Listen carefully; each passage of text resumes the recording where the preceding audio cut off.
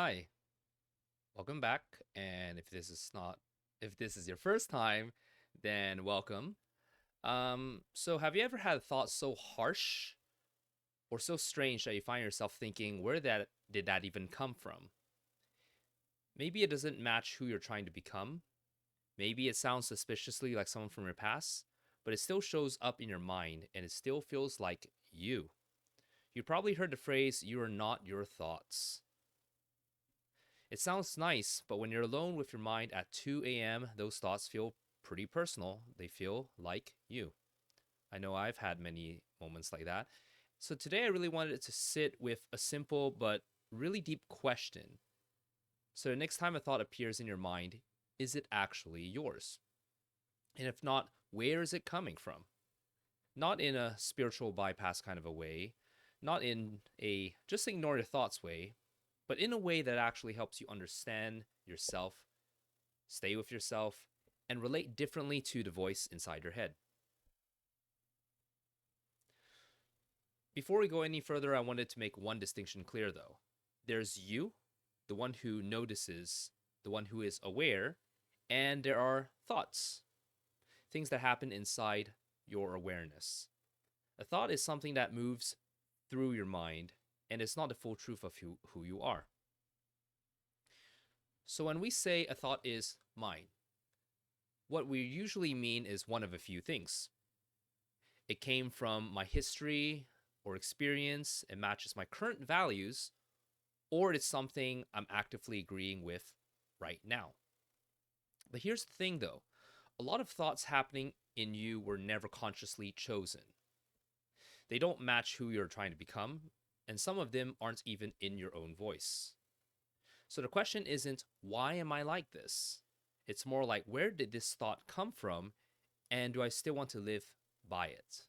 Let's talk about where a lot of your thoughts actually start. The first layer is family and early caregivers. So, growing up, you hear a lot of sentences about emotions. Don't be so sensitive. Conflict. We don't talk about that. Worth. Good boy or girl if you do this, whatever it is. Love. I'm proud of you when. At the time, these were just normal, just the water that you swam in. But over time, those sentences become inner commentary, right? You don't even need your parents in a room anymore. Your mind repeats those lines for them. Then there's culture, religion, community, the bigger stories you grew up inside of, ideas about what a real man or a real woman is, what success looks like, what a good person does, what love is supposed to look like. Maybe you were told love is sacrifice. You don't say no to your family. You should be grateful for what you get. Sex and desire is shameful. Those thoughts become patterns too. You might be judging yourself today with a script you never actually agreed to as an adult. Then we have past relationships. Oh boy. Partners, friends, people you were close to in moments of conflict or stress. Things that come up would be, you're too much. You're impossible to love.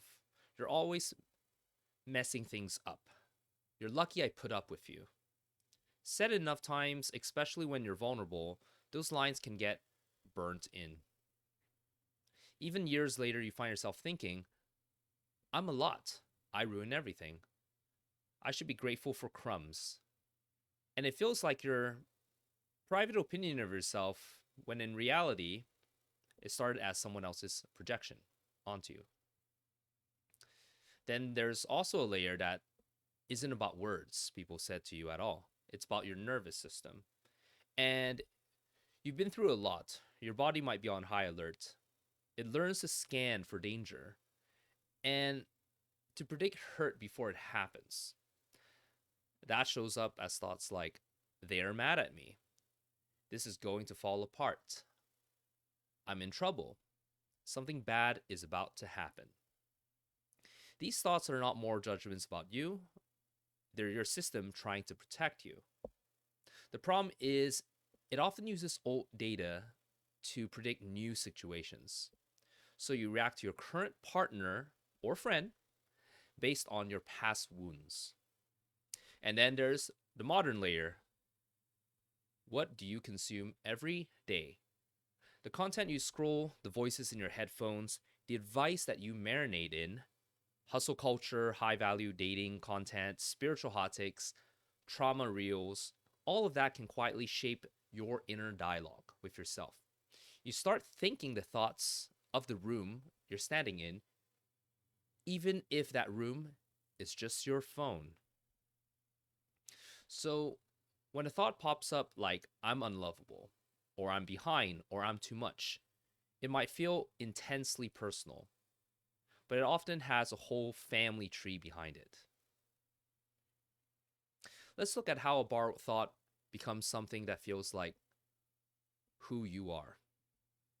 The pattern usually looks something like this. A thought appears, from family, cultural relationships, your survival system, these things we've just discussed about.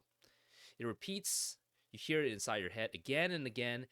It gets paired with strong emotion, such as shame, fear, grief, loneliness. Over time, it shifts from I'm having a thought that I'm too much to I am too much. From I'm having the thought that people always leave to people always leave me because of who I am. Thoughts become mine not because they're true, but because I've agreed with them enough times and felt them deeply. So, what is one thought about yourself that feels like this is just the truth? And if you trace it back, whose voice does it actually sound like? Is it really your voice? So, when a strong thought shows up, how do you know whether it actually belongs to you now?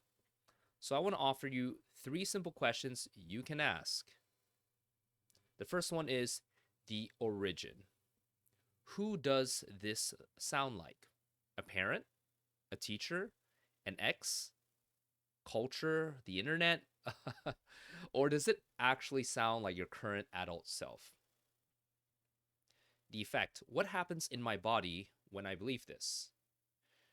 Do I soften? Do I feel more honest, more present? Or do I collapse, tighten, shame myself, and just disappear? Alignment. Does this support who I'm becoming? Does it belong to a version of you who had to do whatever you had to do to survive? Or does it belong to the version of you now who is learning to live and love differently? You can give them a line like, let's say, if a thought shrinks you, shames you, or cuts you off from your own heart, it might be familiar, but that doesn't make it sacred nor true. What can we do with thoughts that aren't actually ours? So we can aim to shift from fighting thoughts to relating differently to them. So, what to do with thoughts that aren't yours? We can name it as a thought, but not the truth. So instead of saying I'm unlovable, try I'm having a thought that I'm unlovable, right? So this allows us to pull ourselves away from the experience of the thought being the truth and the thought just as a random thought, not the truth. Instead of I'm unlovable, try I'm having a thought that I'm unlovable.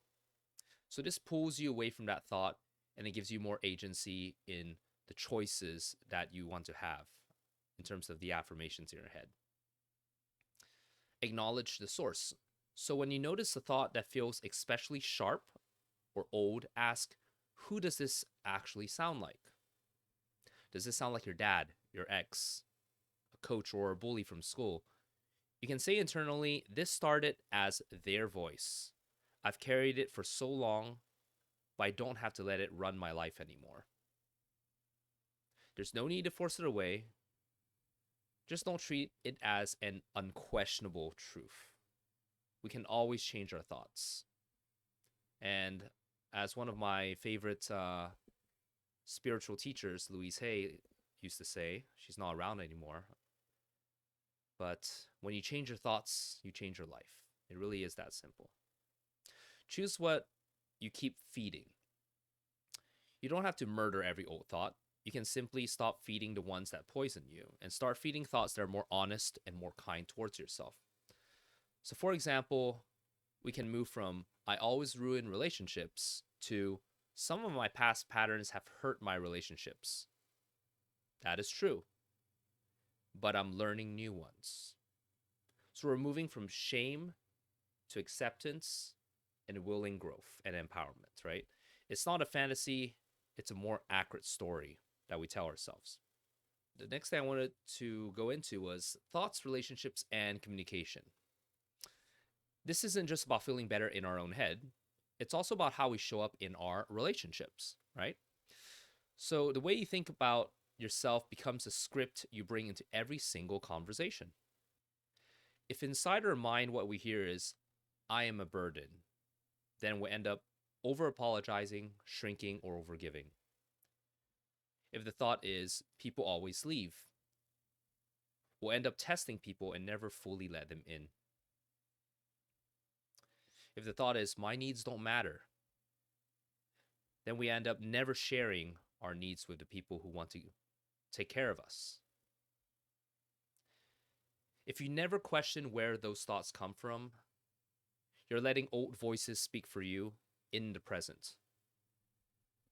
So, what thoughts about yourself do you take into every hard conversation?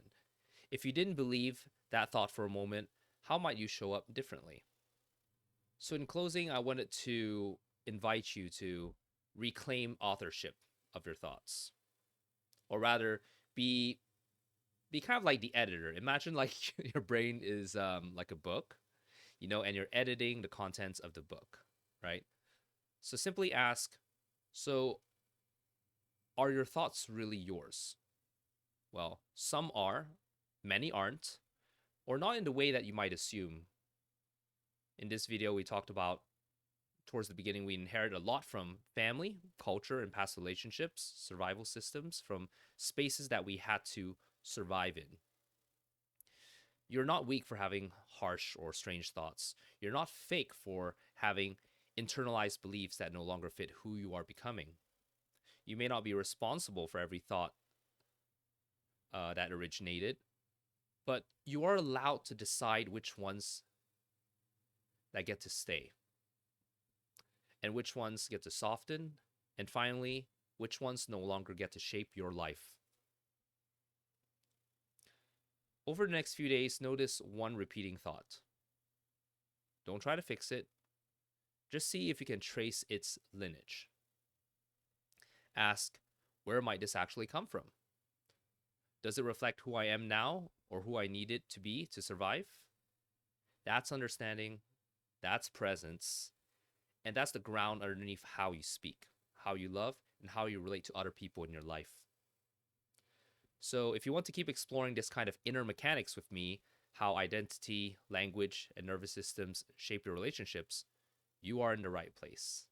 And thank you for being with me in this slightly more scripted video, because it's a little bit more complex. I needed something so that I wouldn't have so many But anyways, thanks, and I'll see you in the next one.